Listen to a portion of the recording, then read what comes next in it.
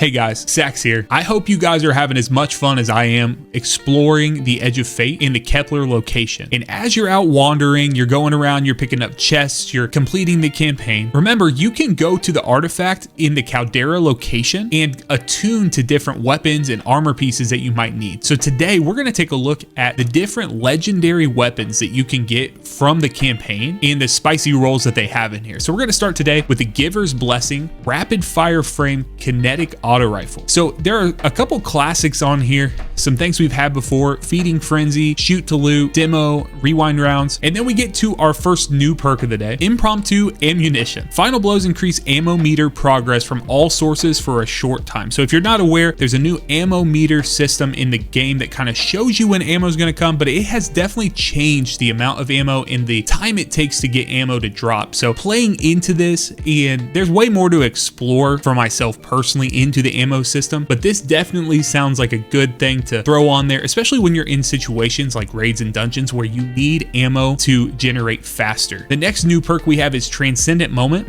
Final blows grant bonus stats based on the weapon's damage type alignment. Light elements grant stability and handling. Dark elements grant range and aim assist. While transcendent, the weapon gets both bonuses. So if you're playing in, this sounds a little more like a PvP type thing to me. So not necessarily something I'm looking at. You guys know I'm the PvE guy, not really where you're going to go for the PvP tips, but something you could do there. Moving target in there as well. And then in the second column, we have multi-kill clip, which I'm actually surprised to see that they're adding this on new weapons at all. This thing has just been completely murdered over time and is not a great perk. We have High Ground, Adrenaline Junkie, Zen Moment, One for All, Kinetic Trimmers, and then finally Adagio on here. So here are my opinions on what you could do here. You could go for a Demo, Adrenaline Junkie. You could do a Rewind Round, a One for All, or Kinetic Trimmers. That would give you some bonus rounds in there to get more Kinetic Trimmers procs, but don't sleep on Adagio, especially on something like a 720 RPM auto rifle. Adagio bringing down your rate of fire and boosting your damage by up to 30% is pretty insane here. So something I may play into here. If I were you, I may look into something like a Rewind Rounds Adagio. Moving on to our next weapon, we have the Last Thursday Kinetic Pulse Rifle. So this is not the rocket assisted pulse rifle. This is an adaptive frame pulse rifle, and it has,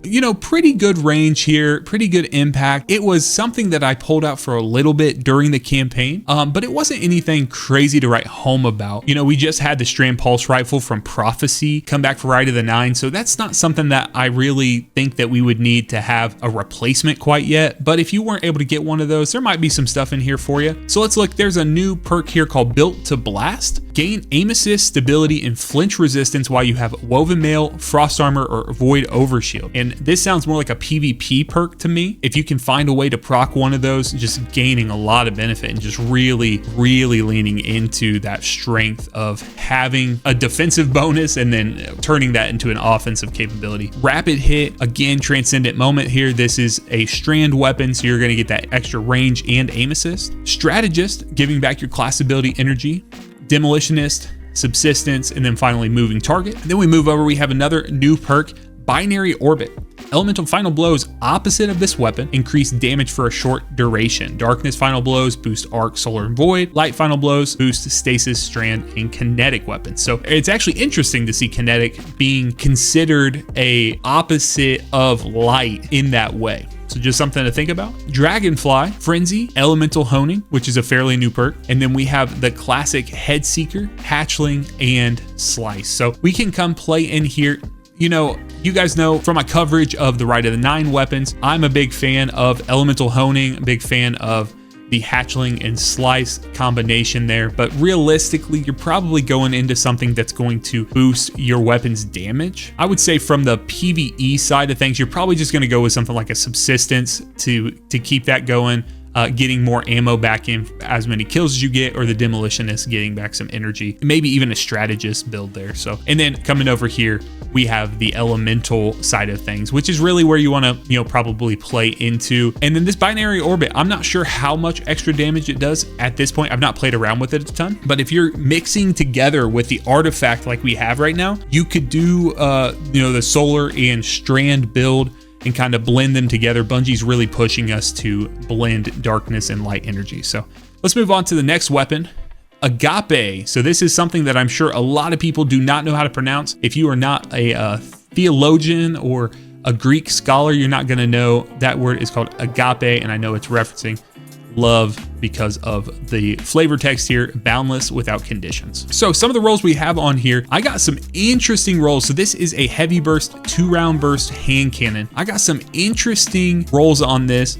We have rewind rounds, snapshot, pugilist, heel clip, outlaw, encore, and finally moving target. And then in the second column, we have Master of Arms, Vorpal, Firefly, Precision Instrument, Fragile Focus, Incandescent, and then the new solar perk, Burning Ambition. Burning Ambition says dealing sustained damage scorches the target. Dealing damage to a scorched target inflicts more scorch. So it's kind of this idea of, you know, Incandescent spreads it, and it's kind of like Incandescent's hotter cousin. Burning Ambition is honestly, that's a really, really interesting perk in my opinion. I think you go Burning Ambition and Rewind rounds here. You throw both of those on, you're going to be feeling really good. But realistically, you could do rewind, you could do a heel clip, you could lean into the melee synergy here if you wanted to and get some extra, you know, get some extra melee energy. And then realistically, I think you're going classic, either Incandescent or Burning Ambition on this one. The next weapon we're going to take a look at is the Principial Legendary Precision Frame Void Shotgun. And so we just had a juicer shotgun. It was an aggressive frame, but a juicer shotgun from Ride of the Nine. So let's take a look at what some of the things that are on here. I see a new perk, Proximity Power. When targets are nearby, final blows grant bonus melee stat. So that's interesting. You know, it's something where it's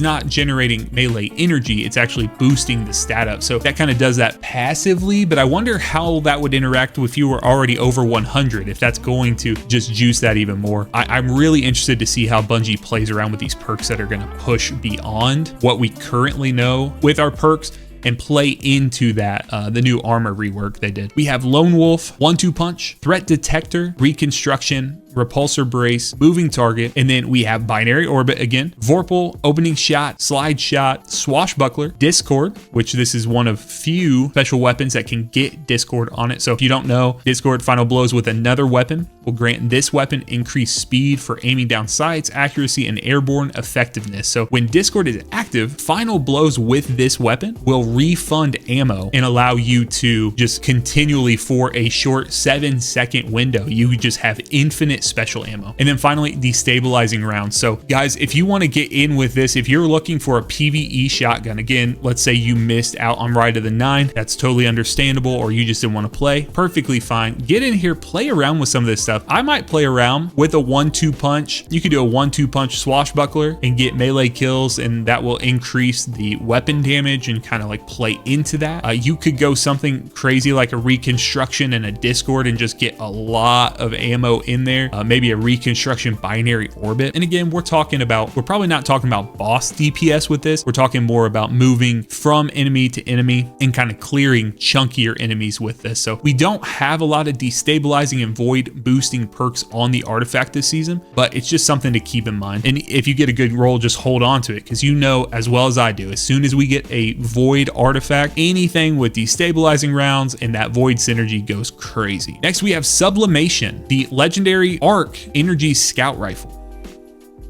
So we have Rapid Hit, Shoot to Loot, Sympathetic Arsenal, which I'm very surprised that this is still staying on weapons. Bungie must see something that we don't. Demolitionist, Eddy Current, Impromptu Ammunition, Moving Target. So that is the first column there. And then next we have No Distractions, Explosive Payload, Precision Instrument, Redirection, Volt Shot, Rolling Storm, and Adagio. So I love how Bungie has really leaned in and said, you know what, if we're giving them an Arc legendary weapon, we got to put Volt Shot on there if we want it to even get out the door. However, I think that if you are missing a Shoot to Loot plus Explosive Payload weapon in your arsenal, you need to get this weapon. Having that available is fantastic, because when you're in a situation and you need to, especially on a scout rifle, when you need to grab ammo from a long distance away, maybe go into a boss DPS phase, or you're going to a situation where it's a last stand, the Witness encounter is huge for this. And then the explosive, if you don't know, the explosion from the explosive payload will pick up that ammo. You know, you could go in here with an Eddy Current Volt Shot. You could go in here,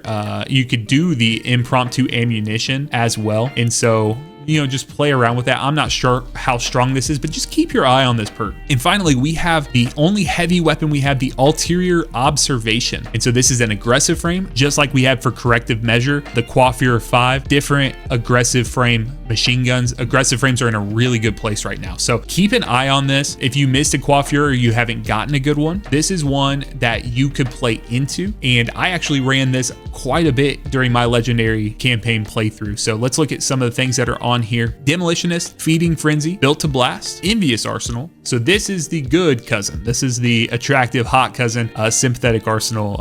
We're not sure why it keeps getting invited to the party. Headstone, Subsistence, Moving Target. Then we have Closing Time, Dragonfly, Killing Tally, Binary Orbit, Dynamic Sway Reduction, Rhyme Stealer, and Adagio. So I don't really like on these middle RPM machine guns and weapons like auto rifles, things of that sort. I really don't like Adagio on weapons like that. I like it on the ultra fast firing, the 900 RPM, the 720 RPM, those types, like just bringing those down to a more middle ground. But when you're already in the middle ground, I don't like pushing it too much lower. But realistically, I'm gonna lean into the stasis energy here. I'm gonna go with a Headstone and a Rhyme Stealer. I'm gonna go with a Headstone and a Dragonfly. So when you're creating those stasis crystals with the precision final blows, and then you are exploding them with potentially explode with the Dragonfly, procs on that point. The other thing too that Bungie has done this season is they are rolling out what they've called staged reloads. So in the past, a lot of people have been frustrated and they've not wanted to utilize machine guns that did not have something like an auto-loading holster or a reconstruction or something that automatically reloaded their weapons. But with the stage reloads, what they've done is they've actually added like these tiny checkpoints during the reload animation. And that will allow you, if you get to a certain point, you're almost fully reloaded and then you have to swap weapons real quick because you're about to die, or you pick up maybe an orb or some sort of relic, something like that. When you go back to the weapon, it will actually start the reload at the exact place you left off, or at least the closest checkpoint. So it would do that. It will still have to finish the reload, but it will start at a checkpoint. And they said they're actually looking at adding staged reloads for other weapons in the future. But if you think about machine guns, that makes a little more sense because you're kind of opening it up, you're loading it in, and there's this long drawn out mechanic to it. So I could see them doing it for certain exotics, things of that sort in the future, some things that have unique reloads, things of that sort. But for now, give it a shot. I really liked this. The only qualm I had with Ulterior Observation was the sound of it. So guys, those are all the legendary weapons that we have from the Kepler location. Again, get out there, play. Let me know in the comment section what feels best to you. What have you enjoyed